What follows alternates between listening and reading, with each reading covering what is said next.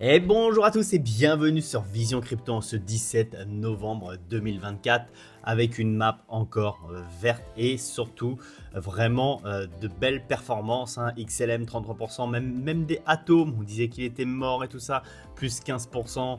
Alors QNT plus 27%, il a fait un gros pump aussi, OM plus 42%.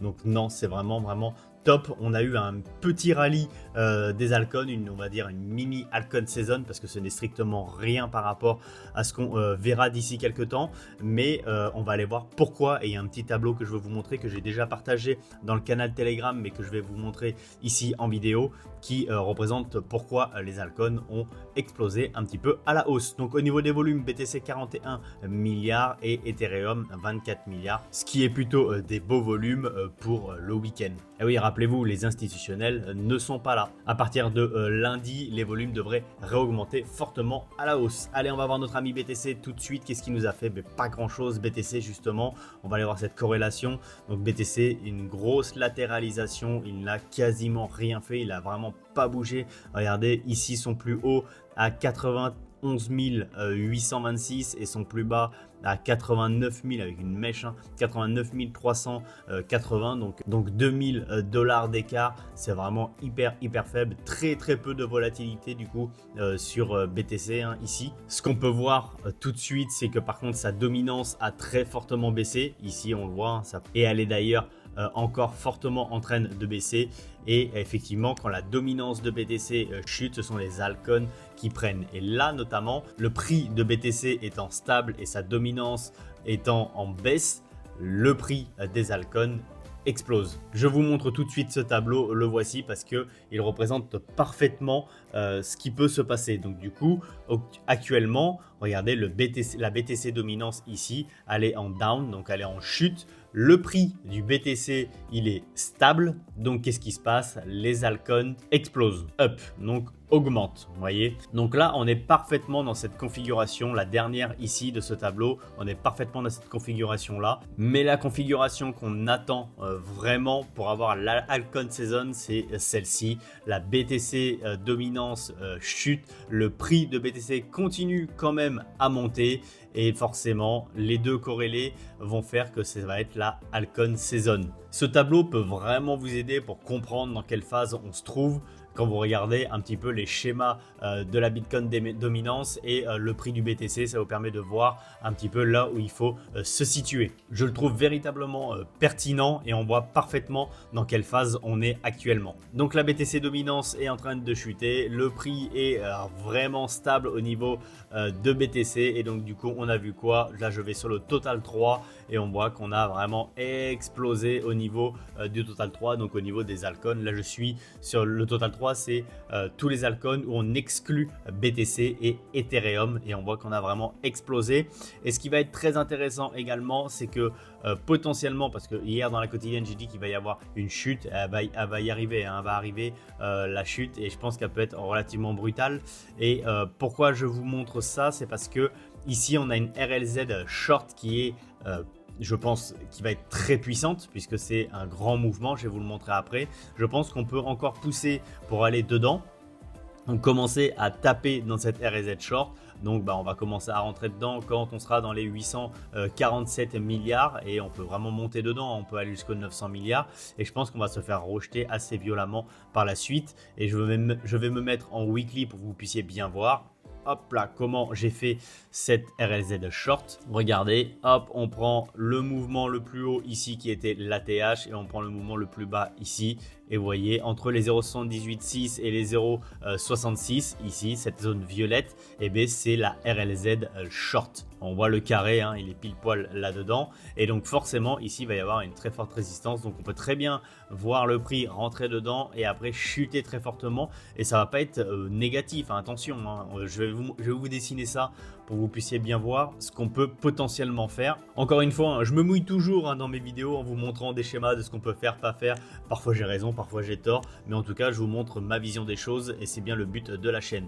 Donc du coup on peut très bien monter ici, alors je sais pas où est-ce que ça sera, ça peut être que au début ça se trouve à 850 milliards, on peut monter peut-être à 900 milliards, bref en tout cas on va rentrer dans cette zone de RSL short, voilà ce qui importe.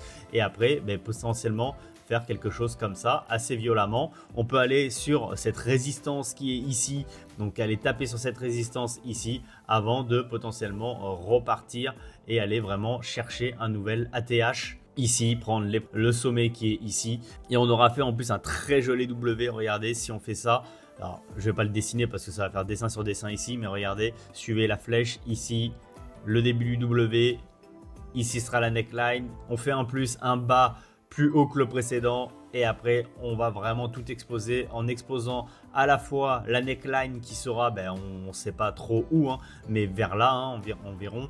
On exposera la neckline qui sera là, la RLZ short, et donc on pourra partir très très fort, et je pense que potentiellement ça sera le début de la altcoin saison à ce niveau là. Il faut pas oublier que là une bougie représente une seule semaine, donc vous voyez ici on peut très bien aller très vite. Là vous voyez, rien que ici on est en avril 2025, avril, mai, juin, juillet 2025, voilà. Donc on peut, là je l'ai fait vraiment comme ça, mais on peut vraiment juste faire ça, ça et ça, hein. On va rester, ça se trouve, ici en 2025.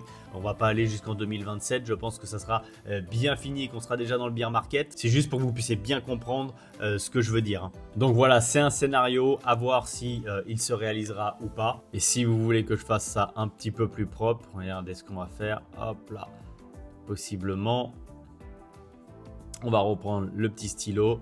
Et donc possiblement, on peut finir, hop, de pousser ici. On peut après faire ça ici, hop. Ça peut se faire en une semaine, hein.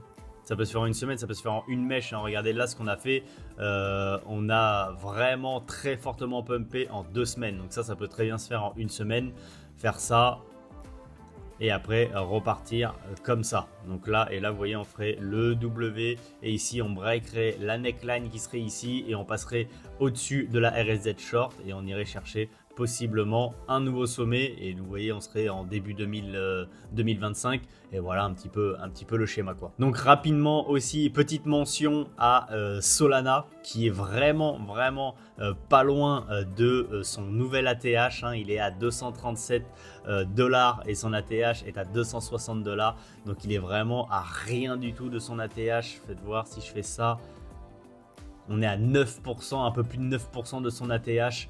C'est vraiment fou, hein. Solana aura vraiment très fortement performé pendant ce cycle, hein. Il est parti très tôt avant tout le monde, et là j'ai l'impression qu'il va aller faire un nouvel ATH d'ici très peu de temps, peut-être aujourd'hui, et il va exploser très rapidement. De toute façon, Solana, je le vois pas en dessous des 500 dollars. Ça, c'est à titre personnel et je vous donne ça comme ça, mais Solana, je le vois bien vers les 500 dollars. Donc voilà, sur les graphiques, c'est tout ce que j'avais à vous dire sur les graphiques. On va vraiment attendre de voir ce qui se passe. Je suis toujours dans mon trade ETH, hein. Vous voyez, même si on a fait une grosse mèche ici, on est revenu à zéro, hein. Je suis revenu à break-even, mais mon autre target, hein, c'est que si on a une grosse chute, on ira chercher pour moi les 2900 ici, et j'espère pouvoir rentrer très fortement à 2900. Pour le moment, bon, je suis toujours dans mon trade, je suis en positif, rien de spécifique. Et oui, j'ai toujours le scénario de hier. Je pense véritablement qu'on va toujours faire une chute au moins au niveau des 85 000. Est-ce qu'on ira aujourd'hui, est-ce qu'on ira demain, je sais pas, et je pense que il va y avoir une très forte corrélation entre le fait que on aille vraiment dans cette RSZ short sur le total 3 et le fait que BTC dump fortement. Donc on peut très bien, en fait, si vous voulez avoir une poussée encore aujourd'hui pour rentrer justement dans cette RSZ short des altcoins, et ensuite quand BTC va décider de corriger très fortement, s'il reprend en plus de la dominance, les altcoins eux vont dump très fortement aussi, donc ils peuvent très bien rentrer ici et dump très fortement également. On va voir comment tout ça se passe. Ça se trouve, ça va pas du tout se passer comme ça. Ça se trouve, les altcoins sont chauds bouillants, ils vont continuer à pumper très fortement, même si j'en doute. Et encore une fois, pourquoi j'en doute? Simplement parce que premièrement, ici là, il n'y a pas trop de liquidation. Deuxièmement, ici on voit qu'il y a de plus en plus de leviers qui s'ouvrent, et des leviers en longue, donc il va falloir un peu nettoyer la map à un moment ou un autre, exactement comme quand ici tout était orange, hein. Ça veut dire que tout le monde était en train de long à mort les altcoins. Après on a fait un petit coup de nettoyage, vous voyez, on était revenu à peu près dans le neutre, et là on est en train de refaire encore, tout le monde est en train de long à mort aussi. Ça peut encore durer, hein. Par exemple tout aujourd'hui on peut avoir encore vraiment beaucoup de longs qui s'ouvrent, mais il va y avoir une rectification à un moment ou un autre, il va falloir nettoyer la map, il va falloir remettre tout ça à zéro avant de repartir et faire vraiment de la liquidation. Donc on peut pas être précis à dire si ça va arriver aujourd'hui, demain, après-demain, ça peut vraiment durer pendant une semaine, mais en tout cas, il faut s'y préparer et c'est pas pour ça que je vous dis qu'il faut shorter, hein. Attention, il ne faut pas shorter de toute façon dans une tendance haussière. Il ne faut pas shorter, il faut juste attendre au contraire qu'il y ait une rectification pour pouvoir éventuellement rentrer dans des trades et des trades en longue, dans le sens de la tendance. C'est ça qui est super important. Pourquoi? Parce que si jamais vous vous dites, ah ben oui, donc ça va rectifier, les gens vont se faire rect, donc du coup, je short. Le problème, c'est que vous pouvez shorter longtemps et le prix peut continuer à monter pendant longtemps également. Regardez celui qui a essayé de shorter Solana. Là, il s'est fait liquider, mais de manière monumentale, hein. Là, il a perdu, hein. S'il a mis, par exemple, je sais pas, je dis n'importe quoi, ici, son stop loss ici, voilà, il s'est fait défoncer. Et pourtant, si on revient ici, on prend le cas de Solana. Regardez ici cette ligne, c'est Solana qui est, hop, ici on le voit. Solana par exemple est en longue à mort. Donc oui, il va y avoir une rectification, mais c'est pas pour ça qu'il faut shorter parce que il peut encore monter. Et c'est plus il y aura de short, de shorters, plus on va monter pour liquider un maximum de personnes. Donc il faut pas aller à contre-tendance. Et quand c'est comme ça, par contre, où c'est un peu en surchauffe si vous voulez, il faut juste attendre d'avoir de nouvelles rentrées en longue. Quitte à les louper, regardez AAV, je l'ai complètement loupé ici. Moi j'avais une entrée ici dans la RLZ longue et pourtant on s'est arrêté ici et on est reparti très fortement et pourtant j'aurais pu prendre une bonne plus-value. Si je m'étais mis vers là, on est monté à plus 16%, donc plus 16%. Là en plus j'utilisais des leviers. Autant vous dire que j'aurais pris un bon petit billet, mais c'est comme ça, j'attends un setup et si on a une grosse rectification, j'attends toujours, je pense qu'on peut avoir une grosse rectification ici et qu'on peut aller chercher ma target et potentiellement après repartir. Il faut être patient malheureusement, il ne faut pas vouloir over trader, c'est-à-dire trader à outrance, il faut attendre les setups. J'attends, je suis patient. Croyez-moi qu'ici, par contre, j'avais envie de FOMO, j'ai envie de dire merde, j'ai envie de rentrer. Mais non, je ne l'ai pas fait, j'attends mon setup, je préfère être patient là-dessus. Allez, c'est tout pour les graphiques. On va passer aux nouvelles et les nouvelles, ça me fait très rire. Donc Bitcoin apparaît de plus en plus dans les médias, ici dans le 20h de TF1. On peut se dire c'est génial, c'est vraiment une bête de nouvelles et pourtant regardez parce qu'il précise. Donc il dit je précise que le reportage parlait à la base d'un scam qui utilise le Bitcoin pour arnaquer et voler les fonds de victimes. Donc les gars ils persistent sur le fait que BTC c'est un scam, blablabla, ils persistent, c'est incroyable. Et surtout regardez ça, la phrase de la fin d'Anne-Claire Coudray, donc c'est la présentatrice. On va parler maintenant d'un secteur plus utile que les crypto-monnaies, l'écologie, blablabla. Oh mon dieu, vous croyez pas qu'elle est un petit peu payée? Et il marque, il y a encore du travail. Et oui, il y a du travail, vraiment parler de BTC pour dire que c'est un scam et après finir par, on va parler d'un truc plus important et en parlant de l'écologie. Non mais n'importe quoi. Enfin bref. Voilà, en tout cas, nous, ça nous fait quand même de la pub. Bon, pas forcément une bonne pub parce que forcément, ils crachent sur nous. Mais à la rigueur, c'est pas trop grave parce que moi, j'ai pas trop envie de les voir encore dans les médias. J'ai pas envie qu'il y ait encore tous les retails qui arrivent. J'aimerais que BTC passe les 100K, par exemple, avant que tous les retails débarquent. C'est eux qui vont nous faire pumper de 100K à 120, 130, 140, 150K. C'est eux qui vont nous faire pumper fortement. Mais j'aimerais bien qu'on atteigne d'abord les 100K. Bon, après, ça, il faut s'en foutre complètement. Hein, qui disent que c'est des scams, des blabla, on s'en fiche complètement. Nous, on sait ce qu'il en est et on sait qu'on va faire des ronds sur ce cycle. Et s'ils veulent rester dans leur pauvreté et dans leur idéologie restreinte, c'est pas notre problème à nous. L'essentiel, c'est que nous, on se gave sur ce cycle, les copains. Allez, on continue. Donc, Bitcoin est la monnaie de la liberté. Alors ça, c'est les US, ils sont à fond crypto, hein. Là ils sont au taquet crypto, hein. Donc je répète, Bitcoin est la monnaie de la liberté, une couverture contre l'inflation pour les Américains de la classe moyenne, un remède contre la dégradation du dollar, de la monnaie de réserve mondiale et la décharge d'une dette nationale ruineuse. incroyable. Non, ils sont bullish à fond sur BTC et franchement ça fait vraiment plaisir parce que si les Amerlocs ils sont à fond sur BTC, et ben ils vont faire tout ce qu'il faut pour que BTC explose à la hausse. Ils parlent de la réserve de 1 million de BTC à avoir. Ils sont, je pense, très chauds pour le faire. Attention, ça n'a rien été fait encore, hein, mais ils en parlent et il y a vraiment beaucoup de mouvements autour de BTC. Hein. Que ce soit les fonds d'investissement comme BlackRock, Grayscale, Bitwise, tout ça, qui font des dépôts d'ETF tous les 4 matins, qui parlent très souvent des crypto-monnaies actuellement, notamment du BTC bien entendu, ou le gouvernement et le nouveau gouvernement qui arrive, qui est vraiment pro crypto-monnaie. Je pense que les Américains, comme toujours, hein, ils font tout à l'excès, donc que ça soit dans le bien ou dans le mal, ils font tout à l'excès. Et s'ils ont décidé d'être très bullish sur BTC, ils vont faire des choses vraiment à l'excès encore une fois.